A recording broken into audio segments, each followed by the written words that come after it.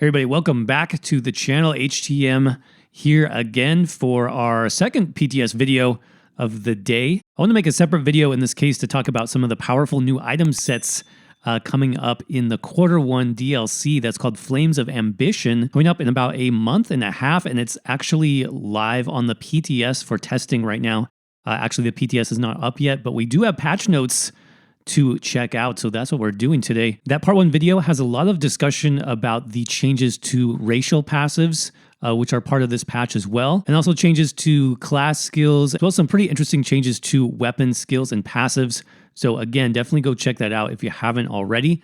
With that being said, let's dive into the brand new sets, some of which are actually looking pretty good. So we're going to start off with Black Drake Villa. This is one of the new dungeon DLCs that you will have access to as part of the Ambition DLC. And we've got our light armor set here, True Sworn Fury. This gives us spell critical, spell damage, max magicka, and then for the 5-piece, you're going to add extra spell critical and increase your critical damage by 4%.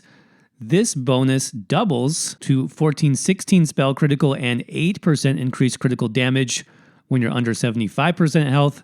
And then the bonus quadruples to 28-32 spell critical and 16% increased critical damage when you're under 50% health. Now this is pretty nice for Magicka builds, though it's not really new. This is essentially the Magicka version of the Titanborn Strength. Now it is slightly different where instead of penetration and weapon damage, which we had on Titanborn, you have spell critical and critical damage. So that is pretty interesting. Also note too that some of these values are starting to change. For example, the spell critical rating that went down a little bit this patch. We'll talk about that more in a minute when we talk about the updated item sets. But pretty nice light armor set overall. Kinras Wrath is the medium armor set. This gives you a bonus of weapon damage, weapon critical, weapon damage again. And then for the 5-piece bonus, dealing damage with a light or heavy attack grants you a stack of Burning Heart for 5 seconds, up to 5 stacks. While you have 5 stacks, you generate an aura of Wrath, granting you Major Berserk, increasing your damage done by 10%. And then while you have an aura of Wrath, allies within 12 meters gain Minor Berserk, increasing their damage done by 5%. I like that extra effect there at the end. That's pretty unique. So this will be interesting for like medium armor, almost support builds. Pretty cool set. I like what they're doing with that one. Then you have the heavy armor set, Drake's Rush. You get 1 bonus for max health, 2 max stamina bonuses, and then for the 5-piece, when you bash an enemy, you and up to 11 group members within 15 meters of you gain Major Heroism for 12 seconds. That's 3 ultimate every 1.5 seconds. And there is a slight cooldown here. The effect can occur every 18 seconds. This seems pretty nice for group play, whether it be dungeons or trials. That extra Major Heroism is going to be quite nice for you and your entire group. So far, I am liking these sets. They look pretty good. Now we do have the monster set as well. Incrantus's Behemoth. This gives you max magicka, 1 piece there. And then for the 2-piece bonus, dealing flame damage to an enemy grants you Behemoth's aura for 12 seconds. That reaches up to 12 meters. You and up to 11 group members in the aura reduce flame damage taken by 5%. And enemies in the aura increase their flame damage taken by 5% as well. This effect can occur every 15 seconds. So that is pretty interesting.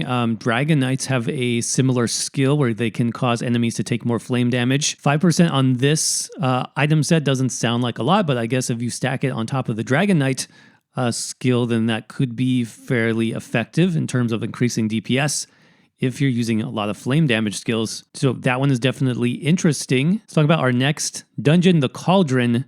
And we have a light armor set called Unleashed Ritualist. This gives us 3 bonuses to max magicka. And then for the 5-piece, dealing damage to an enemy applies Ritualist's mark to them for 10 seconds. Enemies with the mark take an additional 16% damage from your summoned pets. Wow, that sounds pretty good. Let's see, there's a developer comment. This includes pets summoned from other item sets, such as Mad Tinkerer and Defiler. It does not include pet-like effects like Cliff Racer, Dive, or Honor from Cold Harbor's favorite set. Okay, so I did see this set earlier, and I am liking it. I think pet builds, maybe pet solo builds, could make a bit of a comeback with this item set, so I don't know. I do like it. I wonder about the 16% though. I'm assuming that's at gold. I wonder if that actually decreases based on the quality of your item pieces, or if it's always 16% no matter what. That'll be interesting to see, but it does look like a very powerful set for pet builds. So that's looking good. Pretty powerful set there also. Moving on to the heavy armor set, we have Fool Killer's Ward. This gives us 2 armor bonuses, 1 max health bonus, and activating block while in combat places a damage shield on you and 3 group members. For 2 seconds, that absorbs 4,000 damage. I guess that's okay. That's not a very big shield. If a damage shield breaks, the wearer of the shield restores 5,680 magicka and stamina. Wow. That's pretty good sustain-wise. This effect can only occur once every 30 seconds if a damage shield broke. This effect can occur once every 10 seconds if no damage shields break. Wow, that's a little bit complicated. So the magicka and stamina restore can only occur once every 30 seconds, and that only happens if the damage shield breaks. If the damage shield does not break, basically nothing happens, but you get another chance of doing that every 10 seconds. So this does happen automatically when blocking, so you don't really have to think about it. It's just an extra free damage shield for you and your group, an extra sustain. It's cool. I like it. I think it's pretty interesting. And then last but not least, let's talk about the monster set here. Baron Zadras gives us max stamina, max magicka, max health. And then applying a status effect to an enemy grants you a stack of Zadras's Ambition for 10 seconds. You can get up to 3 stacks maximum. When you gain 3 stacks, they are removed and you gain 3 ultimate. 3 ultimate? I don't know. The ultimate sounds a little bit low. And then you also have to be running it's some, damage over times or negative effect skills that will get you the stacks in the first place. So for some builds, this might be easy to proc. For other builds, it might not be so easy. And again, 3 ultimate sounds a little bit low for this to be useful, but that's a monster set too. We'll have to see. Let me know what you think of these guys in the comment section below. These were all the new sets for the 2 new dungeons coming in the Flames of Ambition DLC. All right, now moving on to item set changes. You did see it in some of the new sets. Critical rating across the board has been changed. Nerfed, actually, though it's not a huge nerf, down to 657, which is roughly a 3% increase, down from 833. It doesn't say why they did that necessarily. It might have something to do with like the new champion point system. I don't know. But again, that's going to be a change for all sets with critical chance. It looks like they are changing perfected sets as well with critical chance, a little bit different. Those are going down to 526. And now we have some of the individual set updates, starting with the Berserking Warrior set. They reduced the amount of weapon critical granted per stack to 241 down from 305. So that's a pretty significant nerf for Berserking Warrior. Then Dragon Guard Elite. This set now stacks up to 10 times once every half second, up from 5 times every 1 second. And they reduced the weapon critical per stack to 275. Now it sounds like a nerf, but they say overall this will result in an increase because you now have 10 stacks instead of 5. So keep that in mind. Eagle Eye and Wrath of Imperium, those are those kind of weird 3-piece sets that I don't think anybody uses. They did get reduced in critical chance down to 1652. And then Leviathan and Mother Sorrow reduced the critical rating these sets 5-piece bonuses grant down to 1528, down from 1937. Now that is a pretty significant nerf for those sets. And you'll notice that all across the board, this is like all focused on crit chance. This is not the first nerf that we've seen to crit chance. Overall, it just kind of seems like they weren't done tweaking it, nerfing it, whatever you want to call it. It looks like they want builds to have lower crit chance overall. Mechanical Acuity. So this gives you 100% crit chance when it procs, but they increased the cooldown of the set to 21 seconds, up from 18 seconds. The Medusa set, which is another Mother Sorrow type set, lots of spell critical. The 5-piece bonus is now 892, down from 900. That's really not much of a change there. Slimecraw, they reduced the one-piece critical here. I don't see Zahn on this list. I wonder if that was already adjusted. Zahn has a one-piece critical as well. Zogvins increased the weapon critical per stack of the set to 177, up from 134. They actually increased that one. That's interesting. So here's the developer comment. I guess this is why the changes to crit chance are happening.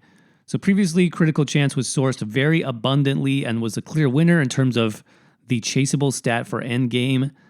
In PvE, while it does have counters and costs in PvP, the main source of this issue was the fact that standard rating of critical chance granted was too high, meaning item sets and passives that granted it were out of line when they compared to other stats like weapon damage or spell damage or penetration.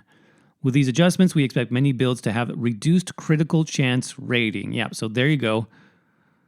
While also helping to tone down the effectiveness of critical damage and healing, unless your build goes out of its way to specifically chase those stats.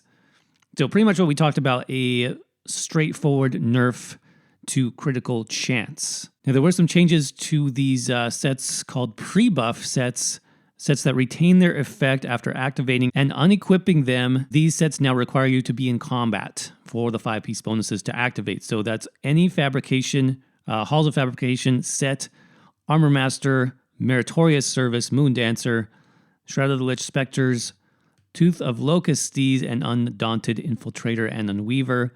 So again, you need to be in combat for those 5-piece bonuses to activate. I don't think that's a huge deal. And then these buffs are no longer retained if you unequip.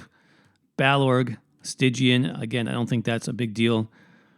Talking about crafted sets next. Adept Rider. This set now permanently grants Major Gallop and Major Expedition when worn, rather than granting Major Evasion while mounting. Okay.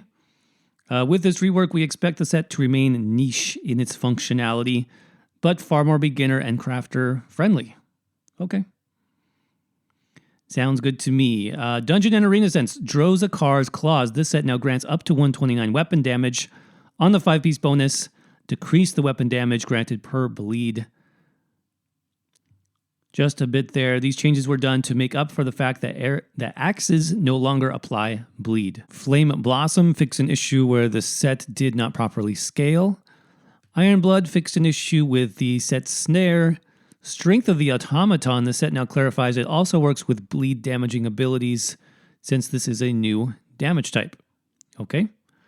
Trial sets and Alkosh. The armor reduction portion of this set now scales off of your weapon damage. 100% of your weapon damage up to a cap of 3,000 rather than basing its value on the damage done. Okay. Let's talk about PvP sets next. Alessian. This set now has a cap of 1,320 health recovery. I know this set because I used it recently on a build, and basically that reflects a capped resistance, so that's fine. I think this would only affect you if, for example, in PvP, you went over the armor cap on your build. Like if you had 40k physical and spell resistance, then this cap is going to affect you and the health recovery that you get. Otherwise, it's really not going to matter. Ravager fixed multiple issues where the set could proc off abilities that did not attempt to reduce a target's resistances. Okay, so I know there was a lot of bugs with Ravager proccing off of different things, so that seems to be fixed. Monster Masks and Selene, pretty much one of the go-to monster masks of choice for stamina builds. This no longer has a proc chance, but it's now guaranteed to proc on any non-proc melee damage.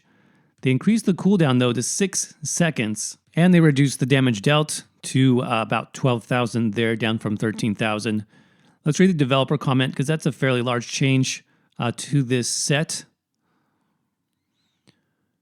With these adjustments, we expect lower DPS on the high end of builds utilizing rapid melee attacks, such as jabs or rapid strikes. Okay, so if you're using Selene on, let's say, a Stamina Templar high-end DPS build, you might see a bit less DPS on your build from that set, but it will help it perform better on lower-end builds utilizing singular hit spammables. Okay, got it. Tremor Scale fixed an issue where the set's physical resistance reduction was considered a snare.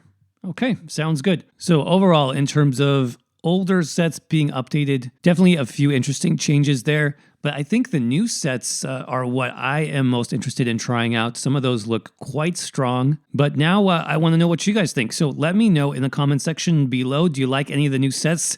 Do you think you're going to use them on any of your builds? And did any of the item set updates stand out to you? Let us know in the comment section. Of course, if you liked the video today or you found it helpful, make sure to crush that like button. Make sure you're subscribed right here to HTM for many more ESO updates this week and beyond. And of course, thank you all so much for watching. Stay safe out there, and I will see you around in the next video.